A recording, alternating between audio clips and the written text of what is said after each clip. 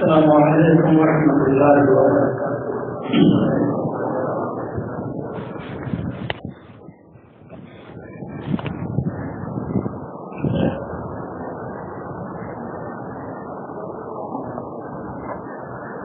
الحمد للہ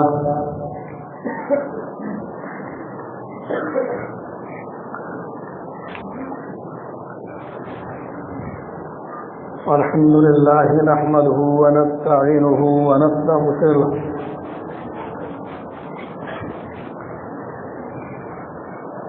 ونعوذ باللہ من شرور انفسنا ومن سیئات اعمالنا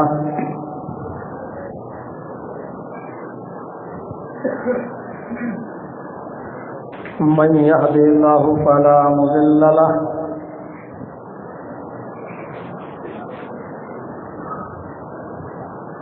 ومن يضلله فلا هادي له وأشهد أن لا إله إلا الله وحده لا شريك له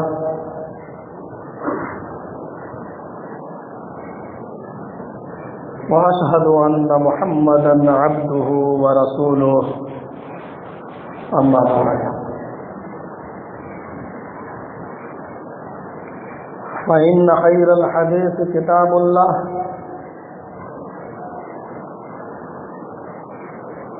وخير الهدي هدي محمد صلى الله عليه وسلم وشر الأمور محدثاتها وكل محدثة بدعة وكل بدعة ضلالة وكل ضلالة في النار۔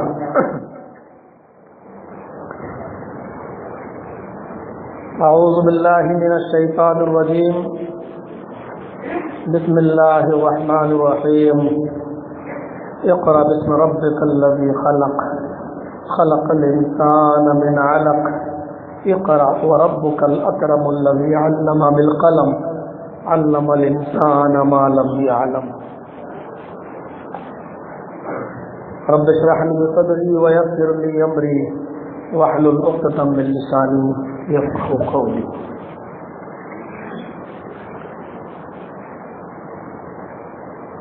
اس اجلاس سے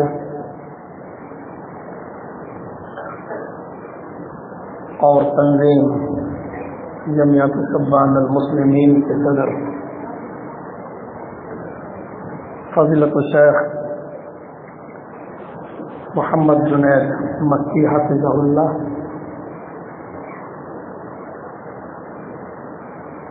اور اسٹیج پر بیٹھے ہوئے دیگر معقر علماء کرام، مہمان خصوصی اور مقرر خصوصی فضیلت الشیخ عبدالشکور عصری حفظہ اللہ، جو نہایت ہی پرمغز خطابات کے سامنے فرما رہے تھے۔ اپنی بیماری کے باوجود، اور آپ سب کو معلوم ہوگا کہ ابھی ایک بہت بڑے آپریشن سے آپ کا گزر ہوا ہے، ICU میں بھی آپ رہ چکے ہیں، اور سوشل میڈیا پر اس کی خبر بھی آئی تھی، اور سوشل میڈیا کی دنیا پر دعائیں بھی کی جا رہی تھیں۔ اس بیماری کے باوجود آپ لوگوں کی محبت میں وہ یہاں تک آئے، اور آنے کے باوجود الحمدللہ نہایت علمی خطاب فرمایا۔ ہم سب کی یہ دعا ہونی چاہیے بزرگ ہستی کے لیے کہ اللہ رب العالمین عبدالشکور عصری حفظہ اللہ کو صحت کاملہ اور عاجلہ عطا فرمائے، شفاء کاملہ اور عاجلہ عطا فرمائے، ان کے علم میں اضافہ فرمائے، اور ان کا سایہ تعبیر ہمارے سروں پر باقی رکھے، اور ہم سب کو ان کی علمی خدمات سے مستفید ہونے کی توفیق عطا فرمائے۔ اللہ رب العالمین ان کی دواؤں میں صحت و تندرستی کوٹ کوٹ کے بھر دے، ان کو مکمل طور پر جلد از جلد شفاء کاملہ اور عاجلہ عطا فرمائے۔ اس ادارے میں میں کوئی پہلی بار نہیں آ رہا ہوں، اس سے پہلے بھی آیا، اور جمعیت شبان المسلمین کی طرف سے جب بھی پروگرام ہوا، مجھے انوائٹ کیا گیا، میں آیا اور کئی مرتبہ دستار بندی بھی میرے سامنے ہوئی۔ خوشی ہوتی ہے، علم کا جو پودا شیخ جنید مکی حفظہ اللہ نے یہاں لگایا تھا، اب وہ ایک پھلدار شجر بن چکا ہے۔ اللہ رب العالمین اس درخت کی بھی حفاظت فرمائے، اور اس ادارے سے جو بچے فارغ ہو کر نکلتے ہیں، اللہ رب العالمین تو ان کو دین کا ایک بہت بڑا علم بردار بنائے اور ان کو دین کا سپاہی بنائے۔ علم کی بڑی فضیلت ہے۔ اگر یہ کہا جائے تو غلط نہیں ہوگا کہ اسلام کے اندر کتاب و سنت کی روشنی میں اگر ہم تلاش کریں تو جتنا زور علم پر دیا گیا ہے کسی اور چیز پر نہیں دیا گیا۔ شروعات ہی یہی ہوئی ہے۔ آپ قرآن پڑھیں گے تو اور حدیث کا مطالعہ کریں گے اور بخاری شریف کتاب و بدل وحی اگر آپ پڑھیں گے، وحی کیسے نازل ہوئی، کب نازل ہوئی، اس کی کیفیت کیا ہوئی، تو وحی کے نزول کے وقت جو سب سے پہلے نبی اکرم صلی اللہ علیہ وسلم کے اوپر آیتیں نازل ہوئیں، اگر آپ بخاری کتاب و بدل وحی پڑھیں تو آپ کو پتہ چلے گا کہ سب سے پہلے جو آیتیں جبرائیل امین نبی اکرم صلی اللہ علیہ وسلم کے اوپر لے کر آتے ہیں وہ اس کا تعلق اور کنیکشن ہی علم سے ہے۔ اقرا اقرا بسم ربک الذی خلق۔ پہلے تو کئی بار آپ سے کہا جا رہا ہے اقرا یا محمد، اے محمد پڑھو، اور آپ بار بار یہی جواب دے رہے ہیں مانا بقاری، میں پڑھا ہوا نہیں ہوں۔ پھر کہا گیا پڑھو، آپ پھر کہہ رہے ہیں مانا بقاری، میں پڑھا ہوا نہیں ہوں۔ بخاری کتاب و بدل وحی کے الفاظ تو یہ بھی ہیں کہ جب آپ نے جبرائیل نے کہا کہ پڑھو اقرا یا محمد پڑھو، اور آپ نے کہا مانا بقاری میں پڑھا ہوا نہیں، تو جبرائیل امین نے نبی اکرم کو پکڑا اور پکڑنے کے بعد دبوچا، اپنے سینے سے لگایا اور بہت زور سے بہت کس کے دبایا، اور دبانے کی کنڈیشن خود اللہ کے نبی صلی اللہ علیہ وسلم فرماتے ہیں کہ اتنی تیز دبایا تھا جبرائیل نے مجھے کہ جب اس نے دبایا تو مجھے ایسا لگا کہ کہیں میری جان نہ چلی جائے۔ لقد خشیت علی نفسی، مجھے ڈر پیدا ہوا، مجھے محسوس ہوا کہ کہیں میری جان نہ چلی جائے۔ فرط محبت میں دبایا تھا، لیکن اتنی زور سے دبایا کہ اللہ کے رسول کہنے لگے مجھے ڈر لگا کہ کہیں میری جان نہ چلی جائے، تو چھوڑ دیا، اور چھوڑنے کے بعد کہا پھر وہی سوال اقرا یا محمد، اے محمد پڑھو۔ اللہ کے نبی فرماتے ہیں میں نے پھر وہی جواب دیا ما انا بقاری، میں پڑھنا نہیں جانتا۔ اس نے پھر دبایا اور اتنی تیز، پھر وہی کنڈیشن، اتنی تیز دبایا مجھے ڈر لگا کہ کہیں میری جان نہ چلی جائے، پھر چھوڑا اور پھر کہا اقرا یا محمد پڑھو۔ مانا بقاری، میں پڑھنا نہیں جانتا بھائی، بار بار مجھ سے کہہ رہے ہو پڑھو پڑھو پڑھو، میں کیا پڑھوں، میں پڑھنا نہیں جانتا۔ پیدا ہوا تو باپ کو نہیں دیکھا، 6 سال کا ہوا تو ماں گزر گئی، 8 سال کا ہوا تو دادا بھی خیر آباد کہہ کے چلا گیا، کس کے سامنے میں دان ہوئے تلمس طے کرتا۔ عرب کے لوگ ان پڑھ رہتے ہیں، ماں کے پیٹ سے پیدا ہوتے ہیں تو جس طریقے سے وہ ان پڑھ ہوتے ہیں اسی طریقے سے میں بھی پڑھا لکھا نہیں۔ یہ بار بار پڑھنے کے لیے کہنے والے تم ہی بتاؤ، بعض روایتوں میں آتا ہے کہ یہاں تک پوچھا کہ تم ہی بتاؤ، بار بار مجھ سے کہہ رہے ہو پڑھو پڑھو پڑھو، ماذا اقرأ، میں کیا پڑھوں۔ تب جبرائیل امین نے کہا، تب جبرائیل علیہ الصلوۃ والسلام نے فرمایا اقرأ بسم ربک الذی خلق، خلق الانسان من علق، اقرأ وربک الاکرم الذی علم بالقلم، علم الانسان ما لم یعلم۔ اے محمد صلی اللہ علیہ وسلم پڑھو اپنے اس رب کے نام سے جس نے پیدا کیا۔ دیکھیے کنڈیشن یہی ہوتی ہے تعلیم، جتنے بچوں نے یہاں حفظ کیا ہے اللہ رب العالمین ان کو دنیا کی زندگی کے کسی بھی شعبے میں تکلیف نہ آنے دے اور ان کو دن دونی اور رات چوگنی ترقی عطا فرمائے۔ یہ بچے جب پڑھنے آئے تو ڈائریکٹ حافظ نہیں بن گئے، قرآن جب پڑھنا شروع کیا ہوگا تو الف با تا سا مزاج کے مطابق، عمر کے مطابق، کنڈیشن کے مطابق جبرائیل امین نبی اکرم کو پڑھا رہے ہیں اور سب سے پہلے پڑھنے کا حکم بھی دے رہے ہیں۔ نبی اکرم کی تعلیم کی شروعات کہاں سے ہوتی ہے؟ الف بے تے سے نہیں ہو رہی ہے۔ ڈائریکٹ کسی کالج میں اور یونیورسٹی میں جب کوئی بچہ جاتا ہے تو ڈائریکٹ اس کو سائنس اور کیمسٹری، وگیان، ہوم وگیان، سائنس یہ سب نہیں پڑھایا جاتا ہے۔ اے بی سی ڈی، چھوٹا بڑا، الف بے تے، یہی سب پڑھایا جاتا ہے اور پھر جیسے جیسے اس کا ذہن کھلتا جاتا ہے۔ نبی اکرم صلی اللہ علیہ وسلم کی عمر 40 سال ہو چکی، آپ کے پڑھنے اور پڑھانے کا دور اب شروع ہو رہا ہے۔ پڑھانے والی ہستی بھی جبرائیل امین کی، اور سبق بھی سب سے پہلے کون سا؟ الف بے تے سے نہیں، اقرا بسم ربک الذی خلق۔ اے محمد صلی اللہ علیہ وسلم اس رب کے نام سے پڑھیے جس نے پیدا کیا۔ حیران ہے پوری دنیا کی تعلیم تو سب سے پہلے نبی کو، اور تعلیم کون سی دی جا رہی ہے؟ پہلے کسی کو جب پڑھنا سکھایا جاتا ہے تو شروع سے یہ چیزیں پڑھائی جاتی ہیں، اور شروع کے ورڈ سب سے پہلے نبی اکرم کی تعلیم کا آغاز رب العالمین کے نام سے ہو رہا ہے، اور اس کے ساتھ ساتھ ایک لفظ لگا الذی خلق، جس نے ساری کائنات کو پیدا کیا۔ تعلیم سب سے زیادہ کارگر وہ ہوتی ہے جو لوگوں کے ذہن میں بیٹھ جائے۔ یہ بوتل ہمارے آنکھ کے سامنے رکھی ہوئی ہے، ہمیں معلوم ہے یہ بوتل اپنے آپ نہیں آئی ہے، اس بوتل کو کسی نے بنایا ہوگا۔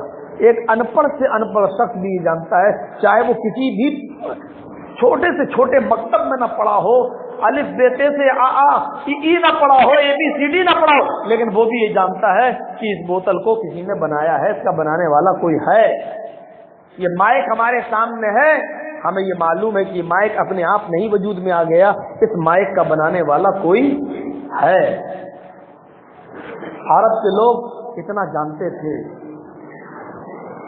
چاہے وہ کچھ نہ پڑھے لکھے ہوں، لیکن اتنا جانتے تھے کہ زمین اپنے آپ وجود میں نہیں آ گئی، آسمان اپنے آپ وجود میں نہیں آ گیا، یہ 9 لاکھ 9.5 لاکھ میل کی بلندی پر چمکنے والا سورج 1,40,00,000 ڈگری سینٹی گریڈ گرمی جس کے اندر پائی جاتی ہو، ایسا روشن اور چمکدار سورج بغیر کسی بنانے والے کے وجود میں نہیں آ سکتا۔ یہ چاند جو 2,40,000 میل کی اونچائی پر معلق ہے اور اس کے اندر یہ روشنی ہے، یہ اپنے آپ وجود میں نہیں، یہ رات کا آنا، پھر رات کا جانا، اور رات کا جانا اور اس کے ساتھ ساتھ دن کا آنا، دن کے جانے کے دن کے پیچھے پیچھے رات کا آنا، ہوا کا چلنا، اور لمیٹڈ مقدار میں، متعینہ مقدار میں اتنی بارش کا برسنا جتنی ہمیں ضرورت ہے، یہ تمام چیزیں ضرور کوئی ہے ان پر نینترن رکھنے والا، ان پر کنٹرول کرنے والا، اور ان کو چلانے والا اور ان کا پیدا کرنے والا کوئی ہے۔ عرب کے لوگ اس بات کو جانتے تھے، اس لیے اس تعلیم کی سب سے پہلے ضرورت تھی جو ذہنوں میں آئے اور جس کو ہمارے اذہان و قلوب ایکسپٹ کر سکتے ہو۔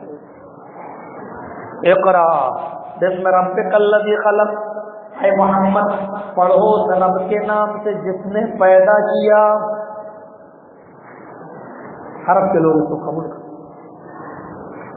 خلق الانسان من علق، ساری کائنات کو جیسے پیدا کیا وہ تو آپ کے سامنے ہے۔ جب ایک چھوٹی سی سوئی اور ماچس کا کھوکھلا بغیر کسی بنانے والے کے وجود میں نہیں آ سکتا، تو یہ پوری دنیا وجود میں کیسے آ سکتی ہے؟ اور یہ دیکھو کہ اس نے انسان کو जमे हुए खून से पैदा किया, गोश्त के लोथड़े से पैदा किया। ये उस जमाने में कहा जा रहा है। और सबसे पहले वही, जबकि इंसान, हम और आप ये भी जानते हैं कि शादी होती है, लड़का लड़की दोनों, मियाँ और बीवी, हस्बैंड वाइफ दोनों मिलते हैं। मर्द का पानी औरत के पानी के साथ जब मिलता है तब एक बच्चे की विलादत होती है।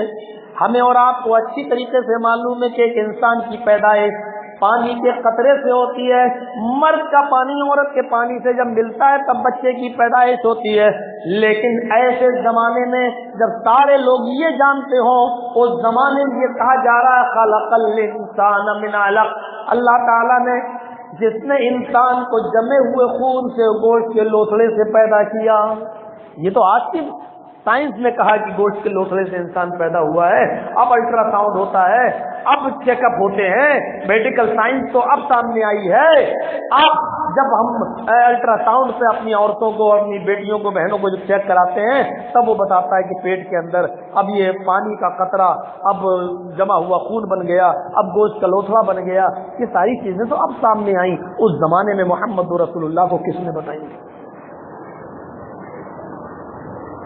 आज की साइंस हैरान है। वो मोहम्मद रसूलुल्लाह जिसको अपना नाम मोहम्मद लिखना नहीं आता था, और अरब की तारीख ये बताती है कि मोहम्मद रसूलुल्लाह ने 40 साल की अपनी पूरी जिंदगी नबी बनने से पहले किसी एक टीचर के सामने अलिफ बा ता सा भी नहीं पढ़ा, ABCD भी नहीं पढ़ी, जिसने कुछ ना पढ़ा हो।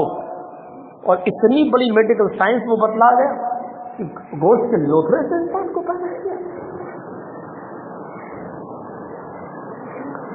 और आगे इक़रा व रब्बुकल अकरमुल्लज़ी अल्लम बिल क़लम, तुम पढ़ते जाओ, तुम्हारा रब बड़ा करम वाला है।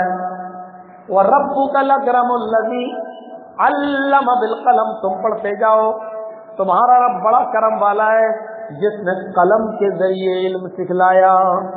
कलम के जरिए, उस जमाने में भी कलम चलता था, लोग कलम के जरिए, आज के दौर में अब कलम की जरूरत महसूस नहीं हो रही हो। अब आजकल लोग मोबाइल पे लिख लेते हो, टाइपिंग कर लेते हो, मैसेज भेज देते हो व्हाट्सएप वगैरह पे। अब आजकल कलम की उतनी सख्त जरूरत नहीं है। लेकिन माफ कीजिएगा, ये सारी चीजें कलम के हुक्म में ही दाखिल है। अब आप अपने पेन को कलम बना लें। अब आप लिख रहे हैं सर, SIR, तो S पर आप उंगली टच कर रहे हैं, आई पर कर रहे हैं, आपने अपनी उंगली को इस वक्त कलम बनाया है। ये उसी हुक्म में दाखिल होगा, आप चाहे उसको एक्सेप्ट करें या न करें, जिसने कलम के जरिए इंसान को इल्म सिखलाया। अल्लमल इंसान मा लम यअलम, जिसने इंसान को वो सब कुछ सिखलाया जिसे वो नहीं जानता था। आज मोबाइल बन जाएगा, कंप्यूटर बन जाएगा, टेबलेट आ जाएगी, ये तमाम चीजें कोई जानता था उस जमाने में? और अल्लाह ताला ने उस जमाने में कहा हमने इंसान को वो सब कुछ सिखलाया जिसे वो नहीं जानता था। कोई जानता था कि जमाना इतनी तरक्की करेगा?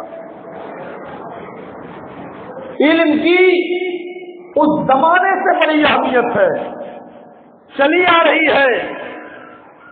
मुझे नहीं मालूम, मैंने तो सिर्फ अब्दुल शकूर असरी हफिज़हुल्लाह की तकरीर सुनी, हो सकता है उनसे पहले भी उलमा ने तकरीरें की हो और ये बताया हो कि अल्लाह के नबी सल्लल्लाहु अलैहि वसल्लम ने इल्म की अहमियत को उजागर करते हुए ये फरमाया, तलबुल इल्म फरीज़तुन अला कुल्ली मुस्लिम, इल्म दीन का हासिल करना हर मुसलमान पर फर्ज है। ये वो नबी बतला रहा है जिसने खुद किसी के सामने दानुए तलम्मुस तय नहीं किया, जिसने पढ़ा है सबक तो अल्लाह से पढ़ा है। मैं ये कह सकता हूं कि नबी अकरम का उस्ताद अगर कोई था तो अल्लाह था। अल्लाह ने खुद कहा मैंने पढ़ाया। अल्लाह ने ये भी नहीं कहा कि हमने नहीं, अल्लाह ने कहा हमने पढ़ाया, और ये भी कहा हम तो ऐसा पढ़ाएंगे कि आप भूलेंगे नहीं। पढ़िए सूरह अलक पूरे, तो सब पर रब्बिकल लज़ी, पढ़िए आप पूरे सूरह आला, اور اس میں یہ آیت آپ پڑھیں گے سَنُقْرِئُكَ فَلَا تَنْسَى، اے محمد صلی اللہ علیہ وسلم ہم آپ کو ایسا پڑھائیں گے کہ آپ اسے بھولیں گے نہیں۔ نبی اکرم کو کسی انسان نے نہیں پڑھایا، یہ سچ ہے، لیکن نبی اکرم کا استاد خود اللہ تعالیٰ بن جائے تو اس سے بڑا کوئی پڑھا لکھا ہو سکتا ہے؟ اس سے بڑا کوئی عالم ہو سکتا ہے؟ سَنُقْرِئُكَ فَلَا تَنْسَى، ہم آپ کو ایسا پڑھائیں گے کہ آپ بھولیں گے نہیں۔ ہمارے استاد ہمیں کیا پڑھاتے ہیں، پڑھانے والے کو بھی یاد نہیں کہ ہم نے کیا پڑھایا، اور جس کو 10 سال 20 سال گزر جائیں ہمیں بھی یاد نہیں کہ ہمارے استاد نے ہمیں کیا پڑھایا۔ لیکن اللہ کہتا ہے سَنُقْرِئُكَ فَلَا تَنْسَى، اے نبی ہم آپ کو ایسا پڑھائیں گے کہ آپ اسے بھولیں گے نہیں۔ علم ایک ایسی چیز ہے کہ جس کی اہمیت کا اندازہ وجدان سے ہوتا ہے، وجدان سے۔ یہاں طلبہ بیٹھے ہیں، ذرا غور کریں، میں بہت اہم چیز بتانے جا رہا ہوں، وجدان سے۔ علم کی اہمیت وجدان سے۔ کسی بھی جاہل جس نے کسی بھی اسکول میں الف بیتے سے ABCD نہ پڑھی ہو، جاہل ہو، وہ خود بھی جانتا ہے کہ میں پڑھا لکھا نہیں ہوں، لیکن آپ کسی جاہل سے بھی کہہ دو اے جاہل، بالکل جاہل ہے، کتنا برا مانے گا وہ، جبکہ آپ صحیح بات کہہ رہے ہیں۔ اس کے باپ نے اس کو پڑھایا نہیں ہے، وہ صرف انگوٹھا لگاتا ہے، دستخط بھی جس کو کرنا نہیں آتا، لیکن اگر وہ سڑک پہ ہو تو کہ جاہل کہیں گے، بتا دیا کرتا رہتا ہے، جاہل کہیں گا۔ ایک دم غصے میں آئے گا، کیا کر میں جاہل ہوں بے، تو جاہل، تیرا باپ جاہل، تیرا خاندان جاہل، لڑے گا آپ سے۔ ہو سکتا ہے کہ وہ آپ کے غریبان تو کو جاہل کس کو بول رہا ہے، تو کتنا پڑھا لکھا ہے، تیرے باپ نے تجھے کیا پڑھایا، بات کرنے کی تمیز نہیں، تو جاہل، تیرا باپ جاہل۔ ابھی آپ کو دنیا بھر کی باتیں سنا دے گا۔ آپ اس بات کا اندازہ لگائیے کہ جاہل کو بھی یہ پسند نہیں ہے کہ اس کو جاہل کہا جائے، لیکن اسی جاہل سے اگر آپ یہ کہہ دیں ماشاء اللہ آپ تو بڑی اچھی گفتگو کرتے ہیں یار، کافی پڑھے لکھے لگ رہے ہیں، اب وہ کیا کہے گا، نہیں صاحب میں پڑھا لکھا تو نہیں ہوں، بس آپ کی دعائیں ہیں۔ بات کرنے کا طریقہ ہے نہیں ماشاء اللہ آپ نے تو یار PhD والے کو فیل کر دیا۔ ارے کیا پڑھا لکھا بات کرے گا جو آپ بات کرتے ہیں، ماشاء اللہ آپ تو بہت پڑھے لکھے لگتے ہیں۔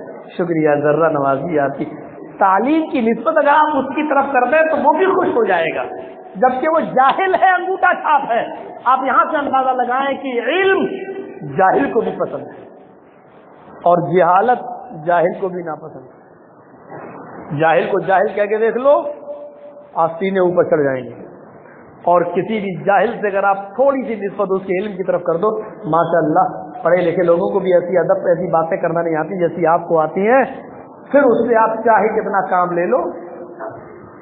بالکل ان شاعروں کی طرح ایک شعر کی آپ تعریف کر دیں تو اب وہ اپنا پورا دیوان آپ کے سامنے رکھ دے گا، اور ہر شعر میں چائے بھی پلاتا جائے گا آپ کو۔ آپ بیٹھیے، اب سنیے میرا ایک اور کلام، میں نے فلاں جگہ سنایا تھا، وہ کلام کم سنائے گا اور اپنی تعریف زیادہ کرے، میں نے فلاں جگہ اور مجھے بڑی واہوائی ملی تھی، اتنا انعام ملا تھا۔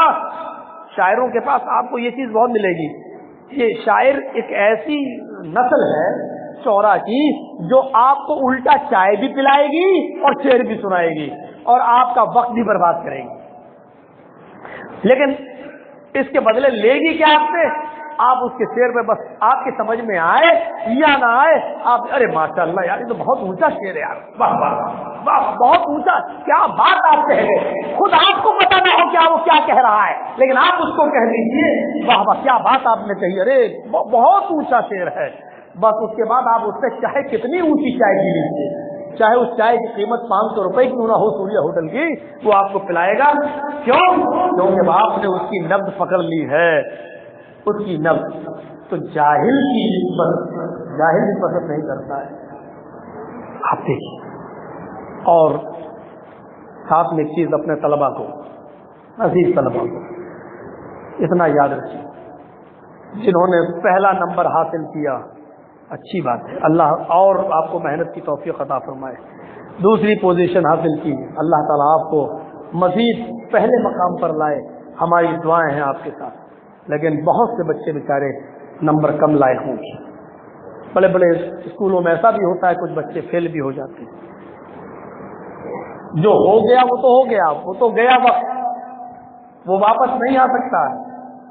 एक बच्चे के नंबर का कम आना या उस क्लास में फेल हो जाना, ये बिल्कुल वो हैसियत रखता है कि वो चीज अब लौट कर नहीं आ सकती। वो साल तुम्हारा गया गया। अब तुम ये कहो कि अब हमें अब वो एक साल के बाद तो आप आ सकते हो, लेकिन ये साल गई आपकी। अब आप इसी साल चाहें कि हम पहले नंबर पे आ जाएं, नहीं, ये तो बिल्कुल वैसे ही हुआ जैसे कोई बूढ़ा 80 साल का बूढ़ा हो जाए और वो ये दुआ करे कि अल्लाह मुझे 20 साल का जवान कर दे। तो जैसे ये बूढ़े की बुढ़ापे में ये तमन्ना पूरी नहीं हो सकती, ऐसे ही जिनके नंबर कम आए उनके इस साल वो ये चाहे कि इसी साल हमारे नंबर अच्छे आ जाएं, वो नहीं हो सकता। लेकिन मुस्तकबिल के अंदर आपको हौसला बुलंद रखना है और नाकामयाबी को कभी भी पलट कर अफसोस हो आपको, लेकिन उसका अफसोस लेकर आगे के लिए हम कुछ न करें, ये सबसे बड़ी नाकामी हमारी। नाकामयाबी को हम कामयाबी का अगर पेश खैमा मान लें तो आप याद रखिए बहुत से बड़े से बड़ा काम कर सकते हैं। हमारी मंजिल होनी चाहिए, हमारी नजर मंजिल पे होनी चाहिए कि हमें यहाँ पहुँचना है। मैं अपनी उम्र के 40-41 साल का पड़ाव पार कर चुका हूँ। मेरे अब्बू बताते हैं, कभी हम लोग बैठते हैं जब, उन्होंने अपनी पूरी जिंदगी एक ही स्कूल में पढ़ते थे, मुलायम सिंह और मेरे अब्बू वगैरह ये सब। तो मेरे अब्बू एक बात बताते थे, आज मैं थोड़ा सा तकरीर के अंदाज में नहीं, आज मैं अपने अजीज तलबा से कुछ अपने एक बातचीत के अंदाज में आज हम गुफ्तगू कर रहे हैं, क्योंकि कभी हम भी उधर बैठते थे जहां आप बैठे हैं, तो हम भी अपने अब्बा से कभी तजर्बा लेने के लिए अपने अब्बू के पास कभी बैठ जाते हैं। तो मेरे अब्बू बहुत पढ़े लिखे नहीं हैं, प्राइमरी पास हैं बस, लेकिन प्राइमरी तक का साथ मुलायम सिंह के साथ उन्होंने गुजारा। और मेरे अब्बू को शुरू में बहुत लेके गया, साथ में घूमा, खूब काम भी लिया। अब तो खैर नहीं पहचान पाएगा या पहचान ले, बातचीत नहीं है।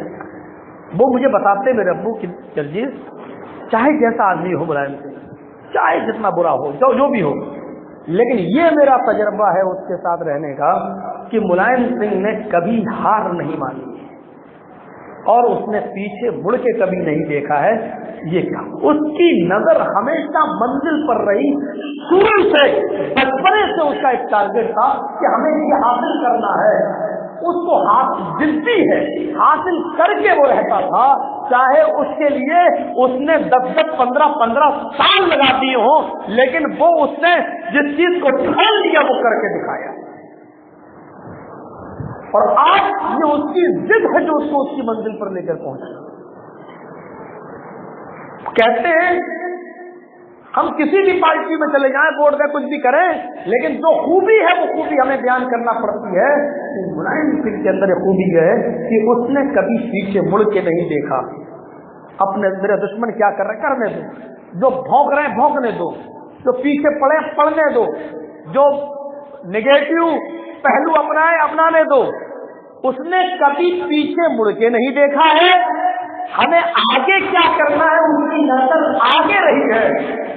और हमको मेरे अप्पू ने यही समझाया कि बेटे, तुम्हारे खिलाफ जो कुछ भी कर रहे करने दो, उनके पीछे मत पड़ना, मंजिल पे आगे नजर रखना।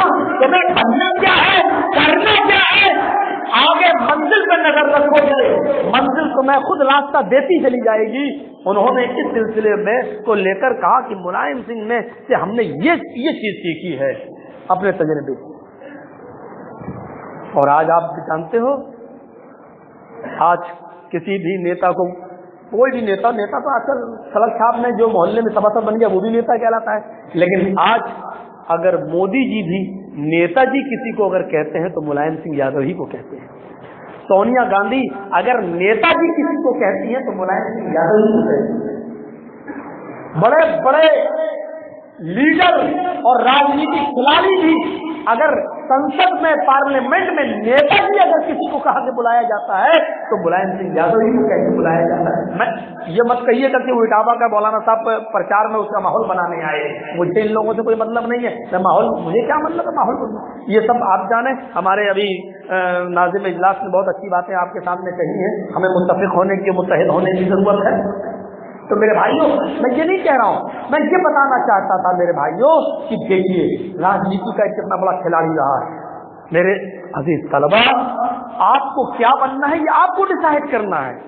پگڑی بند گئی, دستار باندھ دی گئی, آپ کو انعام مل گیا, یہ آپ کے عالم فاضل حافظ قاری ہو جانے کی علامت نہیں ہے. یہ تو ایک چابی آپ کے ہاتھ میں دی گئی ہے, چابی لائبریری کی, اور آپ کو اس چابی کا مقصد یہ ہے کہ اب یہ آپ کی عمر ہے کہ آپ کو کتنا بڑا عالم بننا ہے, آپ کو سماج کی خدمت کیا کرنی ہے. پیچھے مڑ کے دیکھو گے کبھی کامیاب نہیں ہوگے, اپنے مخالف کی طرف دیکھو گے کبھی کامیاب نہیں ہو پاؤ گے. یہ سنیے, دنیا میں آپ کو چلنے نہیں دیا جائے گا, یہ یاد رکھیے, اور اس کی جیتی جاتی تصویر ہم ہے. آپ کو کبھی چلنے نہیں دیا جائے گا, آپ کو خود چلنا پڑے گا. آپ اگر سواری لے کے چلیں گے اور اس کو پیدل لے کے چلیں گے تو دنیا کہے گی بڑا بے وقوف ہے, سواری اس کے پاس ہے پھر بھی پیدل چل رہا ہے, پھر بھی پیدل چل رہا ہے. اپنی بیوی کو اور سواری کو لے کے چلو گے اور دونوں کو پیدل لے کے اور سواری کو بھی پیدل لے کے چلو گے تو بھی دنیا کہے گی بڑا بے وقوف ہے. بیوی کو بھی تھکا رہا, خود بھی تھک رہا ہے, سواری پاس میں ہے پھر بھی دیکھو سواری پہ سوار نہیں ہو رہا ہے. اگر آپ سواری پر بیٹھ گئے اور اپنی بیوی کو اگر آپ نے سواری کی لگام پکڑا دی تو دنیا کہے گی بڑا بے وقوف ہے, کتنا بڑا مثال ہے, خود تو بیٹھا ہوا ہے سواری پر اور اپنی بیوی کو لگام پکڑا دیا ہے, بیوی سے سواری چلوا رہا ہے. اور اگر بیوی کو اگر آپ نے سواری پہ بٹھا دیا ہے, خود لگام پکڑ کے چلنے لگے تو دنیا کہے گی یہ دیکھو یہ اپنی عورت کا غلام ہے, یہ دیکھو غلامی کرتا ہے, یہ کتنا بڑا پاگل ہے. آپ کو کسی بھی قیمت پر چلنے نہیں دیا جائے گا, یہ یاد رکھنا. پیدل چلو گے سب بھی دنیا نہیں چلنے دے گی, اور کچھ نہیں سب کچھ برداشت کرنے کے بعد سوچا یار سب دنیا ایسی کہہ رہی, چلو گدھے کو اٹھا لو, اور سواری کو ہی اٹھا کے اپنے کاندھے پہ لاد لیا تو کہیں گے دنیا کتنا بڑا بے وقوف ہے, دیکھو مطلب گدھے کو اٹھا کے چل رہا ہے. یہ تو سواری کو, آپ کو کسی بھی قیمت پہ چلنا نہیں دیا جائے گا. چلنا آپ کو ہے, چلنا آپ کو ہے. آپ کسی کی توہین مت کیجیے, آپ اپنے مخالف کی بھی توہین مت کیجیے, آپ کسی کو برا بھی مت کہیے, جو کر رہا کرنے دیجیے اس کو, اس کے میدان میں چھوڑ دیجیے, لیکن آپ خود چلیے, اس کو کیا بولنا بولنے دیجیے, اس کو اس کے حال پہ چھوڑ دیجیے. آپ کی نظر آپ کی منزل پہ ہو. منزل کی جستجو کیوں کرتا ہے راہی, منزل کی جستجو کیوں کرتا ہے راہی, اتنا عظیم بن جا کہ منزل تجھے پکارے. تمہیں خود اتنا عظیم بننا ہے, تمہیں خود اتنا بلند بننا ہے کہ تمہیں خود کسی کرسی کی ضرورت نہ ہو, کرسی خود تمہیں پکارے, مقصد خود پکارے, اس ادارے کا اسٹاف تمہیں پکارے کہ یہ فلاں جگہ سے خالی ہے, اسی کو پر کرو. وہ جنتا, وہ کمیٹی تمہیں خود بلانے پر مجبور ہو جائے, تمہیں ایسا خود بننا ہے. یہ